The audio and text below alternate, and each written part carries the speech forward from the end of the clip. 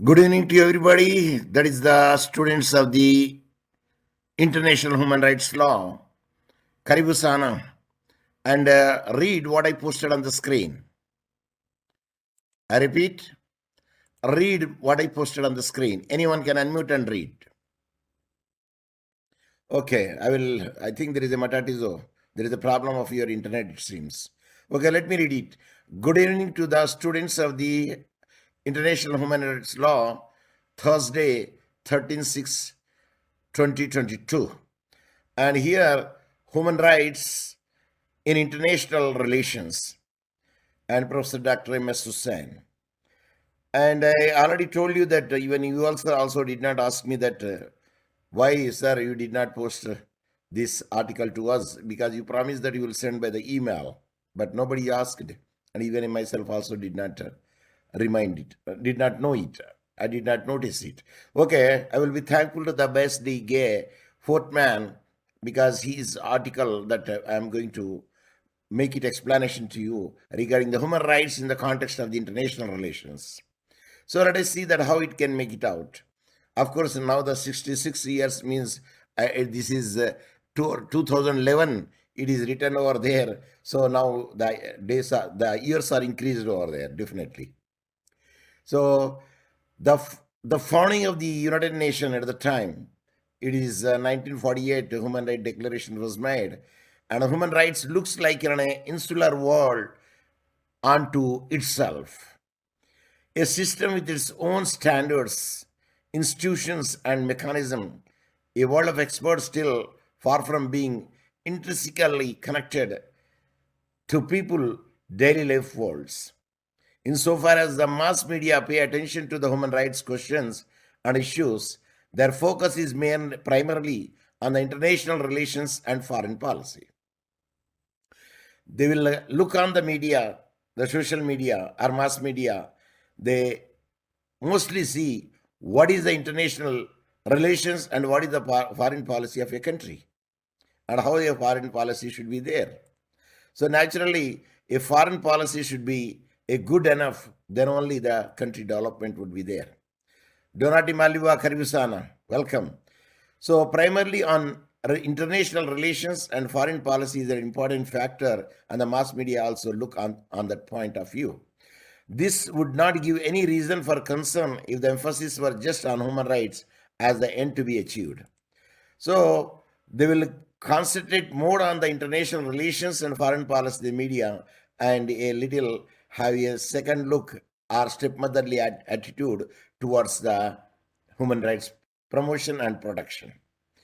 What permeates international relation is, however, a human rights as an instrument to uplift a state's own credibility while undermining that of other states. Of course, a country development would be there definitely when the foreign policy is good, and a country development also good when the human rights protection would be there, and a country development would be good when they are the international relations with the other countries. So in that respect, two distinctive ways of twisting the human rights may be discerned. One is offensive way, another is the defensive way. Let us see that what is the offensive way and defensive way. Offensive human rights implies a focus on violation by other state.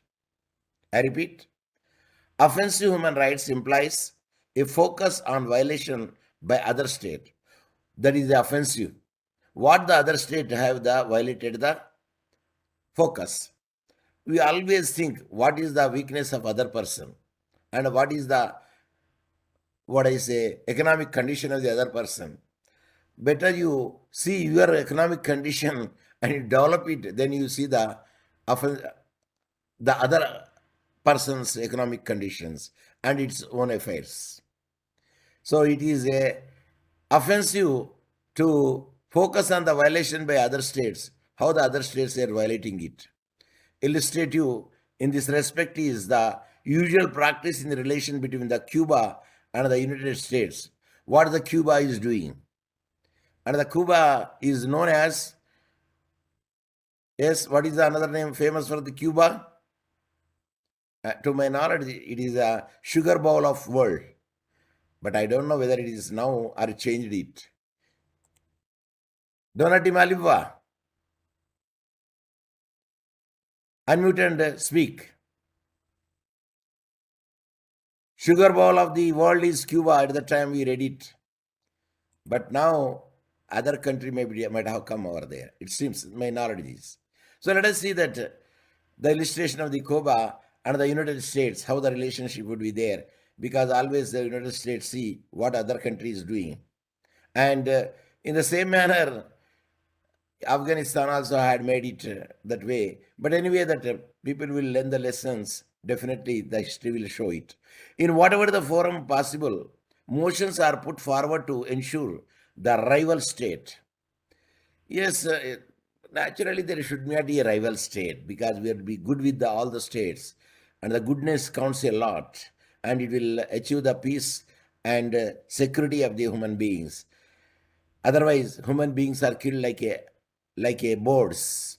The term defensive human rights, on the other hand, refers to the practice of signing and ratifying whatever the treaty possible, not uncommonly with the pre-announced reservations. Here the defensive human right, let us see the term. Just before you see the offensive human rights, where we will see what the other country is doing, the human right violations. But the term defensive human rights, in the other hand, it says it refers to the practice of signing, of the becoming a member of the, you have to sign it, then you have to ratify it, in the ratifying, and whatever the treaty possible, not uncommonly with the pre-announced reservation, as well incorporating the human rights standards in the country national constitution also.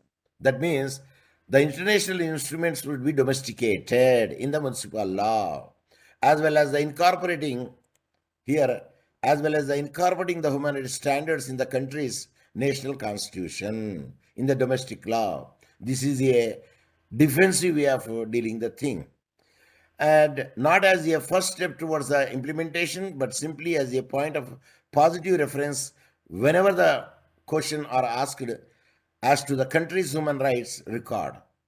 To be sure, the ensuing state obligations are internationally enforceable only if systematic non-compliance were first reported in the UN Security Council and next resulted in the action in the form of sanctions. So, how many types are there? One is offensive human rights, another is the defensive human rights. So, what will be the offensive human rights? It always look the violation of the other states. And the defensive human rights, it will make it out, follow all the norms and regulation and provisions article of the international instrument, and they will sign it and ratify it, and they domesticate in their municipal laws, including the constitution, national constitution. So that is the defensive human rights, and where it can be made. To be sure, ensuing state obligations are internationally enforceable. So they will see that all, if there are any violations in the state would be there. At that instance, the state should take the responsibility of it. If the state will not make such a responsibility, then international, that is UN, will interfere in that matter, and they say they will even sanction the economic sanctions also, and any other sanctions. If they're violating more, even they can send the UN peacekeeping force to curb the violations over there in the country. So that was the sanctions by the UN Security Council. So this could happen only very rarely, as the international governance is extremely weak in practice. Can anyone can unmute and read this paragraph? Yes. Unmute and read.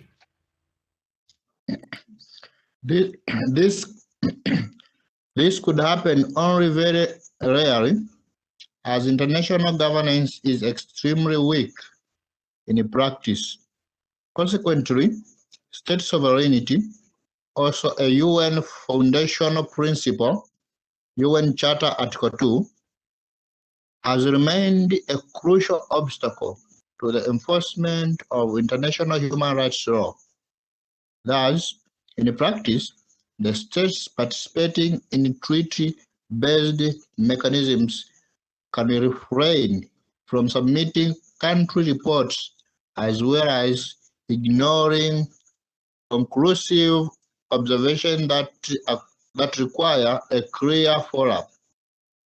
And in the charter-based bodies, they can disregard motions and resolutions requesting essential changes in their human rights policies and the practices, while even denying access to UN mandated representatives seeking entry into country under scrutiny. Yes.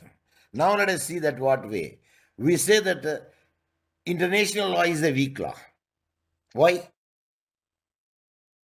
Why international law is a weak law?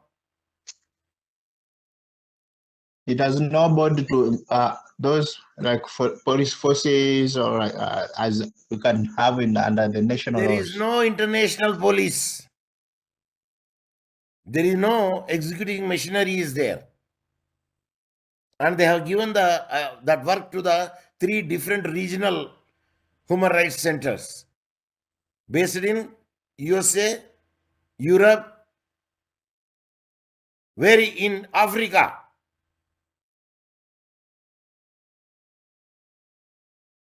Where it is based, people's right, people's human rights tribunal. If you Based don't in know, Arusha. say pass on. That's If you know it, you give the answer. It is there in Arusha, African Charter yes. for the human rights and people's right, human and people's right. And we are proud of to say that Tanzania is having such a tribunal there in Arusha, and where human right violation cases are undertaken. That's why we say that international governance is extremely weak in practice. Theoretically, it's very good. Consequently, state sovereignty also again. And UN foundational principles, that is the Charter Article 2 says, remained a crucial obstacle to the enforcement of the international human rights law. That's why they made them in 1966, if I don't be mistaken. There are 2 UN charters have come. That is one civil and political right, another is social and economic rights. They have empowered the UN Charter of the 1948 to implement it crucially by the state. If not, a stern action will be taken against the state, which could not implement the international instruments. So, retain a crucial obstacle to the enforcement of the international human rights law. Thus, in practice, the state participating in the treaty-based mechanism can refrain from submitting the country. When the treaty is there, naturally, every year they have to send the report, human rights protection report by the agents, the commissions, regional commission, commission in the national and a commission in the state. It are there. But in Tanzania, how many commissions are there? 2 are there. One is in Dar es Salaam, Human Rights Commission. Another is in Dodoma. And they will send the report. They will investigate it and send the report yearly. If the treaty based, if they don't do it, naturally, you are hiding the violation of the human rights in your country. The state participating in the treaty based mechanism can refrain, stopped from submitting the country report, as well as, again, what they are doing, ignoring conclusive observation that require a clear follow-up. There should not be clear follow-up. And in the charter-based, that is the treaty-based. Now let us come to the charter-based one. Bodies, they can disregard the motions and resolution requesting the essential changes in their human rights policies and practices, while even denying access to the UN mandated representative to come and see if there are any violations would be there in the country. It's a charter-based one. So that's why implement missionary states should have to cooperate in this regard. Any state where the violations are there. But if they don't control it, the state, then only the UN interfere in that matter. If the state control it, they not interfere in that matter. Is it clear?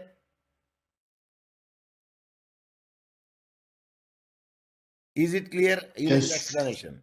Yes. Yes. There are two based, one treaty based, one charter based.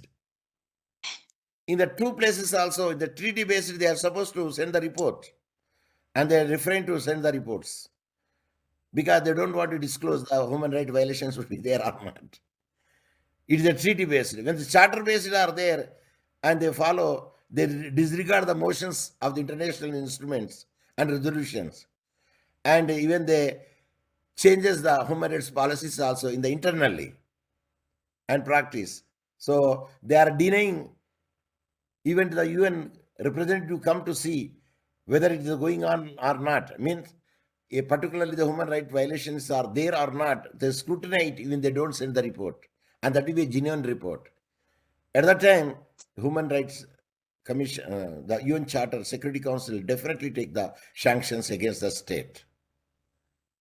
So that is the reason. One is charter based, another is the treaty based, and that's why we can say it becomes weak. But now, because of the 1966 charters, two made strong to implement the sanctions or execution, taken an action.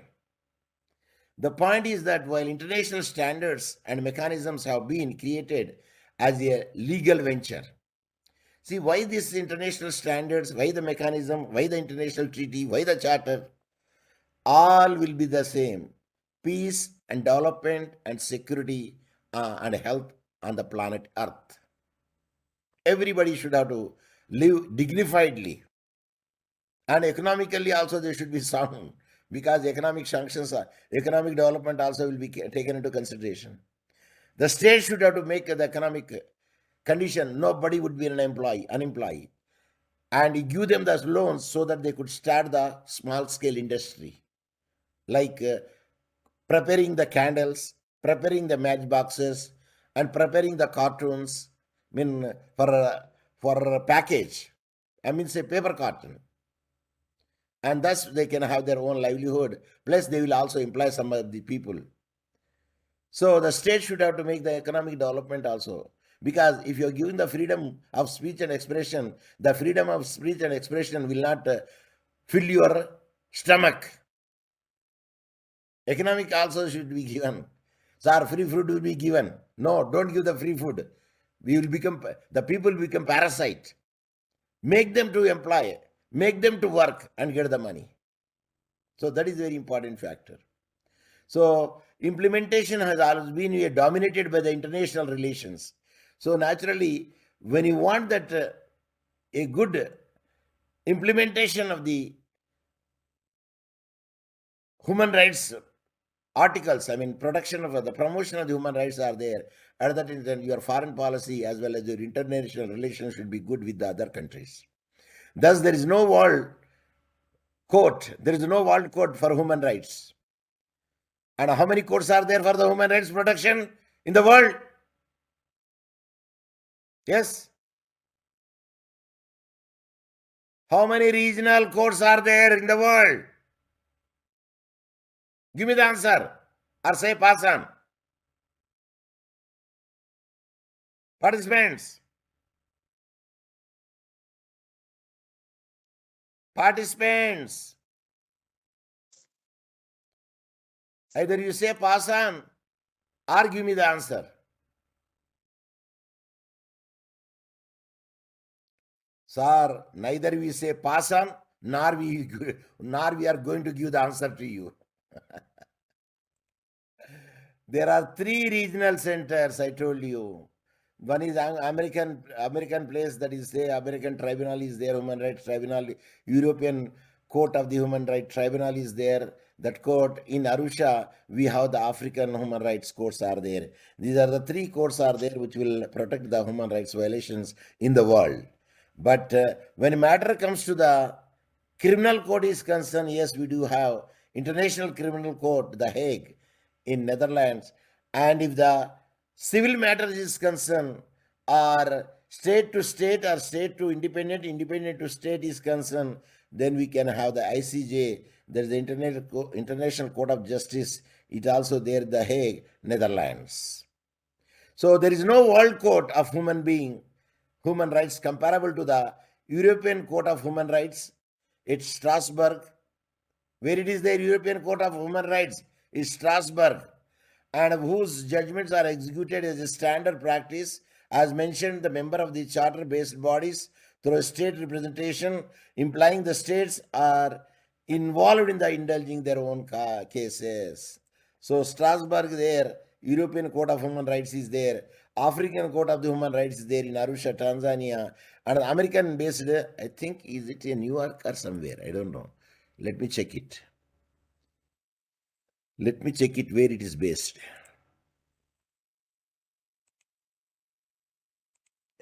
USA based human rights court or tribunal.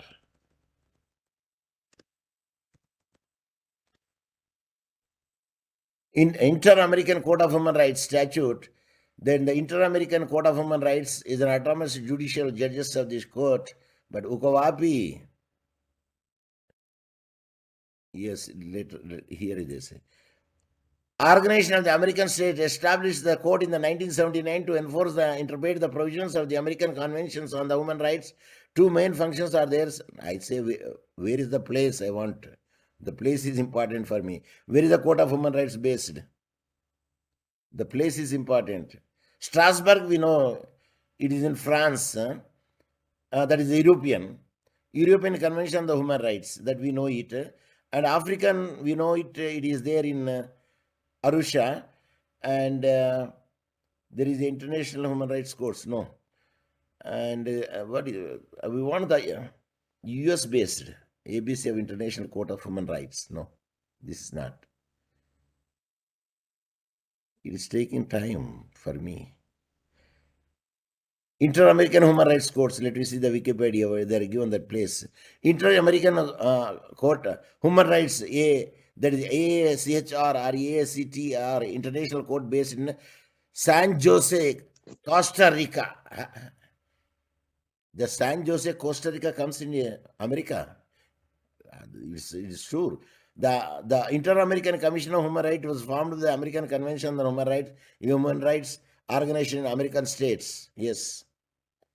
So, Costa Rica, is it there in America is the question again. Because if it is there, then we can say Costa Rica is the right answer. Participants, are you there? Yes. Why you are not giving the answer to my question when I asked you? Now say yes. Costa Rica, officially called the Republic of Costa Rica, is a country in Central America. It is bordered with Nicaragua. Yes, Costa Rica, Dominion, Costa Rica, simple version. Let us say that the time being will make it out. It is the Inter-American Human Rights Center is there, and British Human Rights Center in the Strasbourg, France is there. African Human Rights Center, Arusha is there. A time being will make the show with this one. Later we'll see the base correctly. Okay? Say yes. Say yes. Yes. Say yes.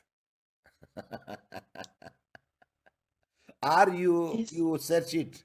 Where is the base it is? Okay, that is number one. France is the Strasbourg Human Rights Center in the Europe, and African in the Arusha, Tanzania. American, you can tell me and give me the answer, or we will try it tomorrow. In the context of the globalization, at the end of the Cold War, one would have expected a revival of the human rights as a genuine global venture capital of engaging and mobilizing the mass constituency. See, this comes only this charter after the World War I, World War II. Because all the countries want, there would not be World War III. If the World War III is there, the entire world is in the disaster mode. So that is the reason there would not be any Cold War, internal disputes would not be there. Try to mingle with the other state, make the international relations and foreign policy so that the people will come and invest in your country. So that was the reason this international human rights protection for the freedom and freedom and health, other conditions will be fulfilled over there. Yet such a support has not been forthcoming, must have been a disappointment. Of course, they wrote the Narmada Zaidi. In this aspect, some observation may serve the clarify the certain flaws in the global human rights ventures. Yes, the flaws are there, definitely, because even the own domestic laws, there would be a flaws. And at the time, international, it cannot justify the all countries' economic conditions, cultural conditions, and other things. Let us see what are the defects would be there. Can anyone unmute and read what the defects in the international human rights law? Unmute and read. Participants, what I highlighted.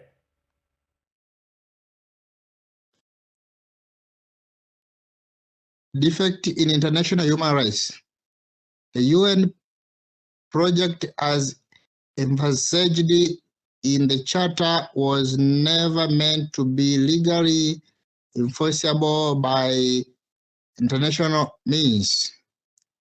The terminology was remarkably weak from the start, with the core expression of protection and the promotion of human rights as testament to its soft law character, whereas rights signifies signify abstract commitment to protection of interest by law.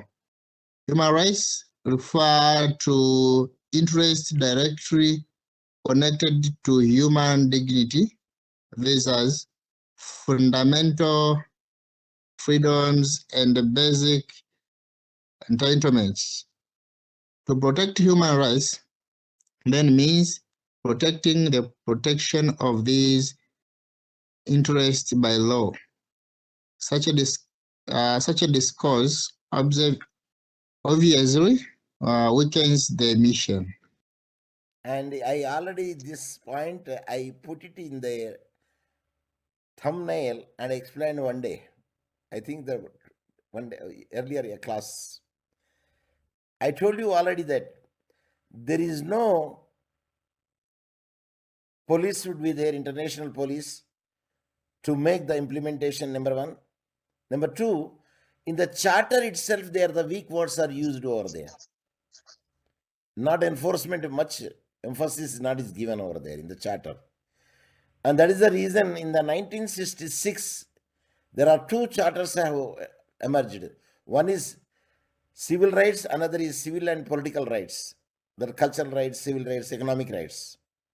And these two charters of the UN have effectively forced for the implementation. So that's why they say it's a soft law.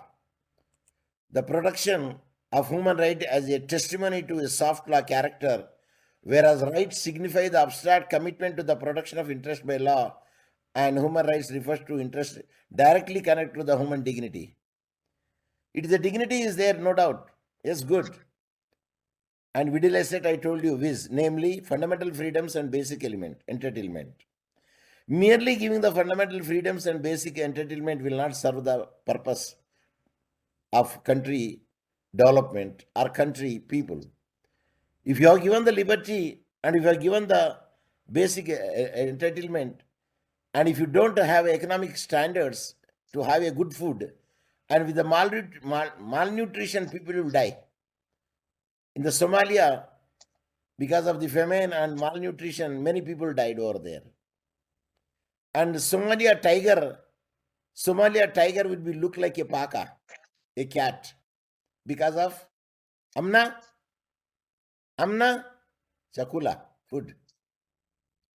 So now, did you get my point? Did you get my point? Yes. Somalia tiger or Simba is look like a paka, cat, because it had become so lean, and because without the food. When the people are died over there, then who will think about the animals? Okay, now come to protect the human rights, then means protecting the production of these interests by law.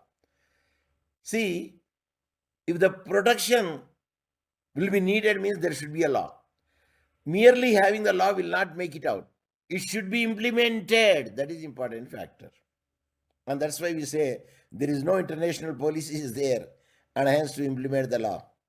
And for that, why can't we make an international police force, taking some polices from each country, so that there would be a police force would be there, and the state should have to pay the money to the police again for their survival and salary. So that is the point where we can make the defects. Number one, even when country assessments and cases of human rights violations are treated as a very serious matter, there is a remarkably little attention to follow-up of cases in which evident violation of the human rights were established, because these countries will not send the report properly. Even early, every year the report should be sent to the Center, Human Rights Commission, from the National Commission and the local commission, regional commissions. They have to send the report, and there would not be any follow-up action would be there, and which evident violation of the human rights were established. How many human rights violations are established? The record will not be known, because if the violations are more, definitely the UN makes some sanction against that country. Even when country assessment is not poor, no report will be sent in properly. And this is one explanation why the global human rights deficit. Because time to time, development should be there. Time to time, transparency should be there. Then only we can know, yes, we can estimate the development. See, in the time to time, in the meanwhile, I ask, why? I want to see whether you are there or not. Or if you are there, are you following me or not? So time to time, I want to get the information from you. Is it clear? Is it clear? Say yes. Is it clear? Say yes. There is no follow-up action Yes. from your side. Say yes. Yes. I Yes. appreciate it. That means you are following me, and it is gone. Very I pressed something, it is gone. Okay, doesn't matter, I can make it out.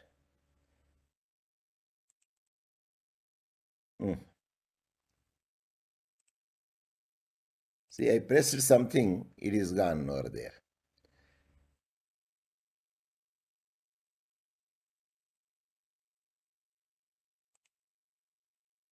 Okay, let me again open it.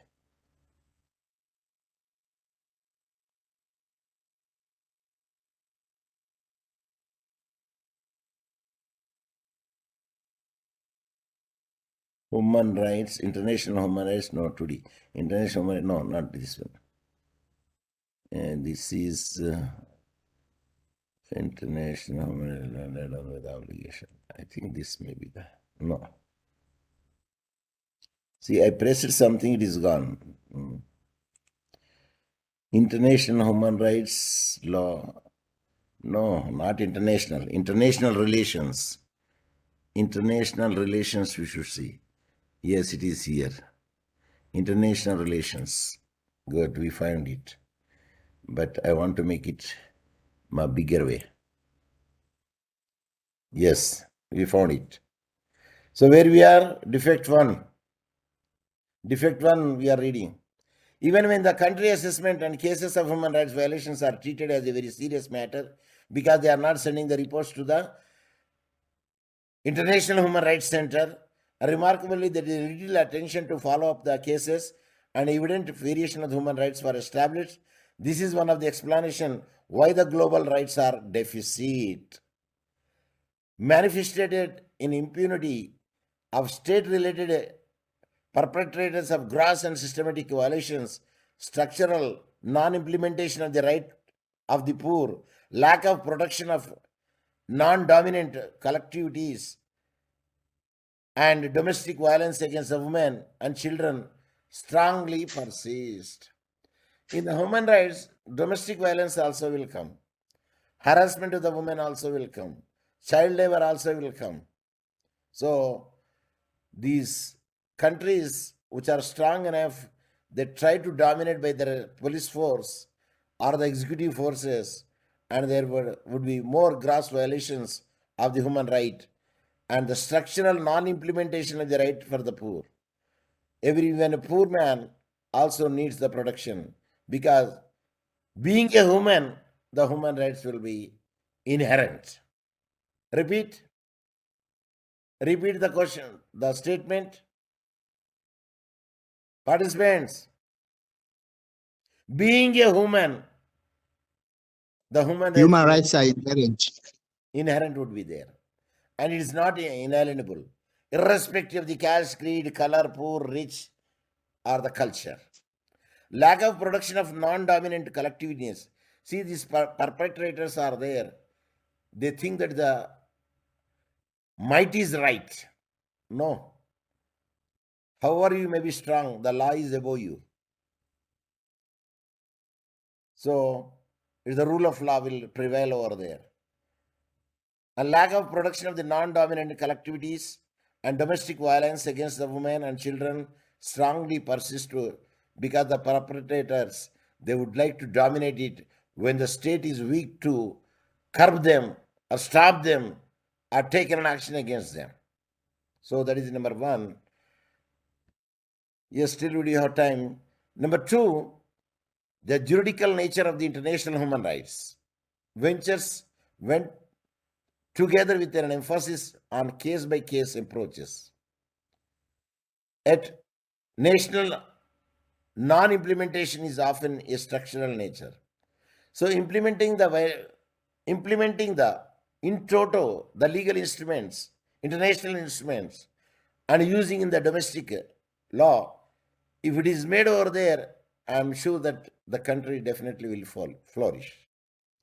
But if they don't keep it, if they don't follow it, then if the non-implementation, often there is a structural nature. If the structural nature is there for non-operation, the country where the human right violations will be more in that country, requiring primarily the international political actions. See, even the politics also plays an important role over there. The political action, cultural action, economic, there are many factors are there for non-implementing or implementing either forcefully or by any other means. So, insofar as such action has been forthcoming, it has suffered from the almost inherent double standards in the world of states. So, for the rich people, one way of treatment, for the poor people, another way of treatment. Is it not a double standards? Yes? Say, we have to treat them all. And because I have not gone to the Israel, but they said there is a hospital run by the government. Even a prime minister or the president also is ill, he will be admitted in the same hospital. Even a beggar also ill, he will be admitted in the same hospital. There is no multi-speciality hospital. For the rich people, for the poor people, only government hospitality. Are you following me? Yes. What example I have given just now? There should not be any double standard of treatment. You have to treat even a rich or a poor in the same coin, in the same scale. Otherwise, the double standard will be seen by the state. If a rich man is arrested and immediately will get the bail for not cognizable offense. Suppose he may be given a good treatment in the jail also. A fan is fixed for him. And when a poor man would be there arrested, he will be put it in a dark room. Even there is no light at all. Is it not the double standard in the treatment for the poor as well as the rich? So law looks alike to all. That is the rule of law. Effective action requires a decision making by the UN Security Council. When state fails to curb the human rights violations, then UN Security Council will interfere definitely and implies consent on the part of the permanent members. They will take the permanent members' consent also, because permanent members having the veto power. How many permanent members are there? How many permanent members of the Security Council? To my knowledge, only 5. And which countries they are? Sir, Tanzania is one of the country where they are permanent members. Here it is given. Permanent members including Is that Russia, China? you have shown only 3. Who are the other 2? To my knowledge, it is France and Germany. United. To my knowledge, it is France and Germany, other 2 members. Let us check it for our clarification of doubt at present. Of course, there is renewal members are 14. Permanent member of the Security Council in UNO. Permanent members of the United Nations Security Council, also known as Permanent 5, Big 5, or the P5, are the 5 sovereign states to whom UN Charter of the 1945 grants a permanent seat on the UN Security Council. Number 1, China. 2, France. 3, Russia. 4, United Kingdom. And the United States. Oh, Germany is not there. It is the UK, USA, Russia, China, France. These are the 5 permanent members of the Security Council. They have the veto power. What power? What power? Participants. What power they do have? Veto power. Veto power. Why you are taking so much time to give the answer? Because I asked 3 times. So,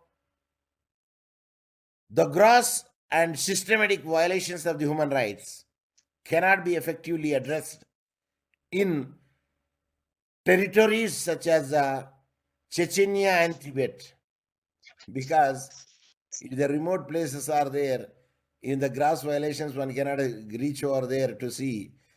And I don't know whether they will allow the people to come over there to see whether violations are going on or not. So that's a gross and systematic violations of human rights cannot be effectively addressed, especially in the territories like such as Chechnya and Tibet. Tibet is very near to the India. Where is this Chechnya? Anyone? Where is the Chechnya? Sir, we don't know. Pembeni, Tanzania. Hapana. Let us see. Because even myself also doesn't know. Chechnya, I think it's the Russia. United Republic of Russia, Chechnya. Kariba. Chechnya in which country? Which country now? Which is adjacent country. Chechnya is adjacent or neighboring adjacent country of Chechnya. I don't know. Chechnya adjacent country. History location. Chechnya also spelled as a Chechnya, Republic of Southwestern Russia. It is the Republic in Southwestern Russia is there, Chechnya. I told you, no, it is near to the Russia.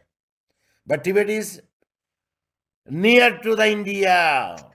So it is very difficult to find out there what are the violations there in Tibet and what are the violations there in Chechnya. Tibet is an independent country. Don't think the Tibet is a one part of the India.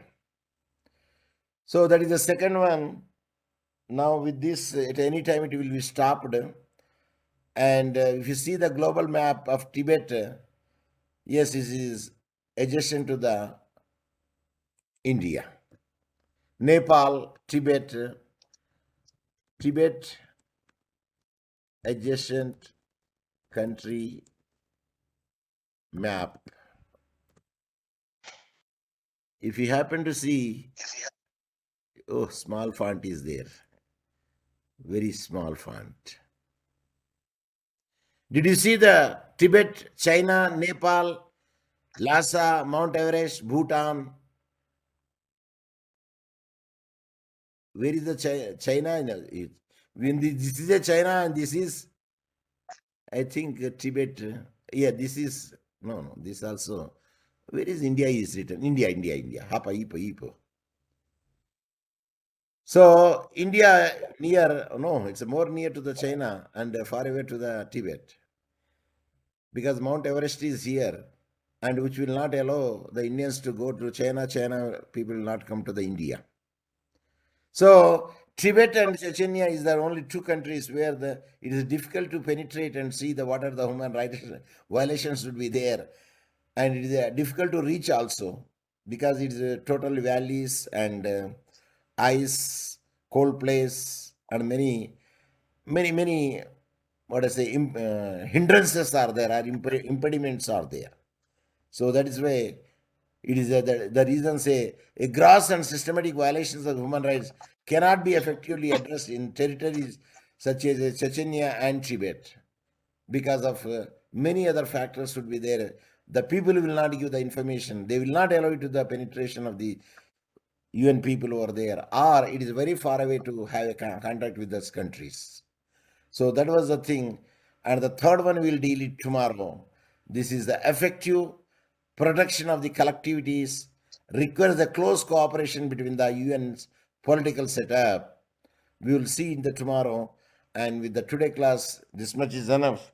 But you did not give the response when I asked the participant, are you there? After asking the 3 or 4 times, you are giving the answer to me. Yes, sir. I don't know whether you could not hear properly, number one, or, sir, there is a problem of Matanda or internet.